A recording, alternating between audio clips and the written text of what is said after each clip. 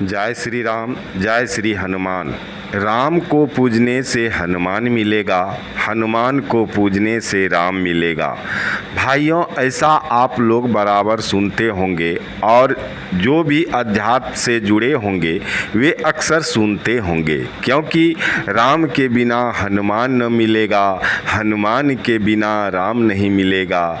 चलिए चलते हैं, आज इसी प्रसंग पर चर्चा करते हैं। चर्चा करने से पहले मैं ब्रजेश पाठक आप सभी राम भक्त एवं हनुमान भक्त गण का अपने YouTube चैनल पर हार्दिक स्वागत करता हूं और एक निवेदन करता हूं कि पहली बार चैनल पर विजिट किए हैं तो कृपया करके चैनल को सब्सक्राइब कर लीजिए और बेल आइकन को प्रेस करके ऑल पर सेट कर लीजिए, जिससे प्रभु श्री राम और इन्हीं के भक्त श्री हनुमान जी का प्रसंग सबसे पहले नोटिफिकेशन के द्वारा आप तक पहुंच सके। भाइयों, चलिए चलते हैं उसी प्रसंग पर कि राम को पूजने से हनुमान मिलेगा और हनुमान को पूजने से राम मिलेगा।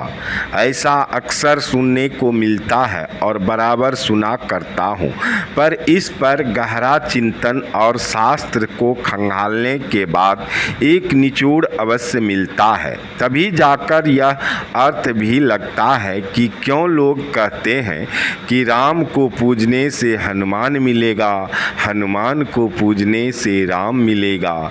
यह शास्त्र सम्मत बातें हैं कि भगवान श्री राम जितना श्री हनुमान जी के भक्त पर खुश होते हैं उतने अपने भक्त पर खुश नहीं होते हैं। खुश तो अपने भक्त पर भी होते हैं, पर श्री हनुमान जी के भक्त पर अति खुश होते हैं।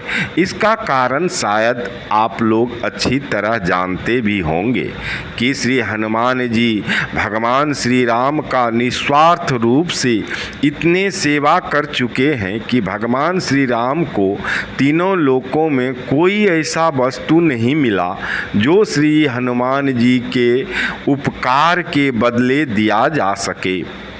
यहाँ पर श्री रामचरितमानस पाठ का एक वह दोहा याद आ गया जो प्रभु श्री राम हनुमान जी के लिए कहे हैं। प्रति उपकार करो का तोरा, सन्मुख हो न सकत मन मोरा। भगवान श्री राम कहते हैं, हे हनुमान सुनो, तेरे समान मेरा उपकारी न तो कोई देवता है, न ही मनुष्य, न ही कोई मुनि, ऐसा कोई शरीरधारी नहीं है जो आज तक तेरे समान मेरा उपकार किया हो। मैं तेरा क्या प्रत्युपकार करूं? तुम्हारे उपकार के बदले मैं क्या उपकार करूं? मुझे तो तीनों लोकों में ऐसा कोई चीज़ नहीं भा रहा है जो तुम्हारे उपकार के बदले सही लग रहा हो। हे हनुमंत, तुम जब मेरे सन्मुख होते हो तो मेरा मन तुम्हारे उपकार का भार सह नहीं पा रहा है। भगवान श्री राम फिर कहते हैं, सुनो कपि तो ही समान उपकारी, नहीं कोई सुर नर मुनि तनुधारी। भाइयों, जब भगवान श्री राम जी के मन उपकार के बदले भारी लग रहा है तो श्री हनुमान जी का पूजा पाठ होते देखकर श्री राम प्रभु श्री हनुमान जी के भक्त को वह सब कुछ देना चाह रहे हैं जो अपने भक्त श्री हनुमान जी को नहीं दे पाए, ताकि श्री हनुमान जी के भक्त गणों को देकर अपने मन का भार हल्का कर सके। इसलिए भाइयों, श्री हनुमान जी का हनुमान चालीसा पाठ या श्री हनुमान जी के नाम के पाठक को तुरंत फलित होता है, क्योंकि श्री राम प्रभु के मन का भार हल्का हो सके, प्रभु अपने मन की भार को हल्का कर सके, श्री हनुमान जी के भक्त को वह सब कुछ देकर। भाइयों, भगवान श्री राम इस कारण कलयुग में अपने भक्त का जितना ध्यान नहीं रखते हैं उससे ज़्यादा श्री हनुमान जी के भक्त का ध्यान और ख्याल रखते हैं। ये अपने भक्त को देखकर अति प्रसन्न और खुश होते हैं। श्री राम प्रभु श्री हनुमान जी के भक्तों की संख्या देखकर आनंद के वही स्वाद लेते हैं जो श्री हनुमान जी द्वारा किया गया उपकार का आनंद और स्वाद उन्हें मिलता था। वे भाव विभोर हो जाते हैं। श्री हनुमान जी के पूजा पाठ करते देख उनके भक्तगणों पर तभी तो सभी कहते हैं कि हनुमान को पूजने से राम मिलेगा। एक बार कमेंट बॉक्स में जय श्री राम जरूर लिख दीजिएगा, क्योंकि राम को पूजने से श्री हनुमान मिलेगा। भाइयों, यह बात सत्य है और शास्त्र प्रमाणित है कि श्री राम प्रभु को पूजने वाले पर श्री हनुमान जी की कृपा सदैव बनी रहती है, क्योंकि श्री हनुमान जी अपने प्रभु का मान सम्मान और नाम में इतनी ज़्यादा शक्ति भरे रहते हैं कि उनके नाम लेने से ही काम बन जाता है। सिर्फ राम राम करने वाले का काम अपने आप होने लगता है, क्योंकि श्री हनुमान जी राम नाम लेने वाले का कोई काम बिगड़ने नहीं देते हैं। वे सदा चाहते हैं कि प्रभु श्री राम के भक्त को कोई कष्ट न हो। श्री हनुमान जी को यदि किसी भगवान का नाम प्यारा है तो वे हैं श्री राम प्रभु का नाम, और प्रभु श्री राम का नाम लेने वाले का कष्ट हर लेते हैं श्री हनुमान।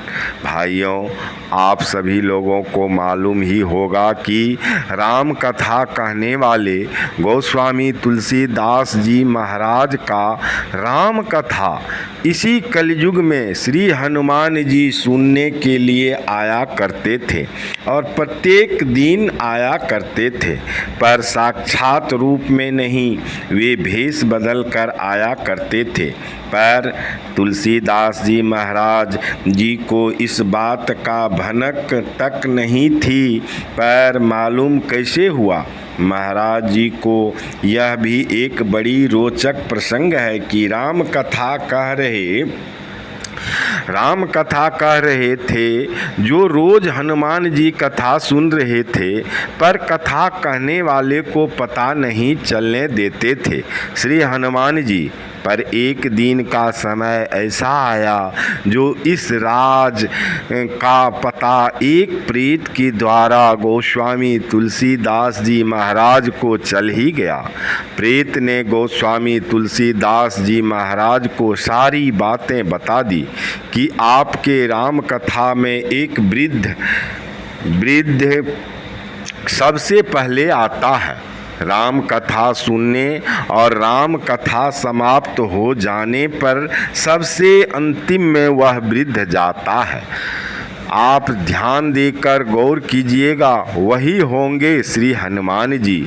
तो भाइयों, इस तरह श्री हनुमान जी की राम कथा में आकर राम नाम का महत्व और श्री राम प्रभु के नाम का गरिमा को ऊंचा रखकर महान बनाते हैं। उनके भक्तों के पास आ जाते हैं।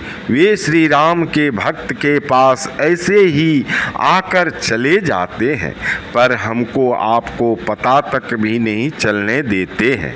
वैसे भक्त जो सात्विक विचार के हैं, उनको कुछ न कुछ आंशिक रूप में पता चल जाता है, क्योंकि सात्विक विचार के भक्त का सदा भगवान श्री राम के साथ हृदय का मिलन होता रहता है। यहाँ पर एक बात बड़ी रहस्य की है कि श्री हनुमान जी कितना भी कुछ कर ले, पर श्री राम प्रभु अपने भक्त का मिलन एक भक्त से करा ही देते हैं।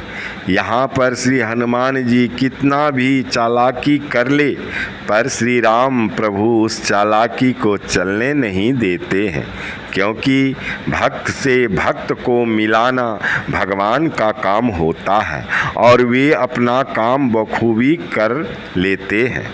इसलिए तो कहते हैं, हनुमान को पूजने से प्रभु श्री राम मिलेंगे और राम को पूजने से हनुमान मिलेंगे। भाइयों, अभी तक यदि इस प्रसंग को लाइक, सब्सक्राइब, कमेंट नहीं किए हैं तो अवश्य कर लीजिए, ताकि श्री राम प्रभु का, श्री हनुमान जी का आशीर्वाद आप पर सदा बनी रहे। श्री राम प्रभु के कृपा से ज़रूर बताएंगे कि यह प्रसंग आपको कैसा लगा। बाकी श्री राम प्रभु आपके साथ साथ आपके परिवार का सदा मंगल करे। श्री हनुमान जी कष्ट हरे। इस नव दुर्गा माँ दुर्गा आपके घर एक नई खुशियाँ प्रदान करे। जय श्री राम।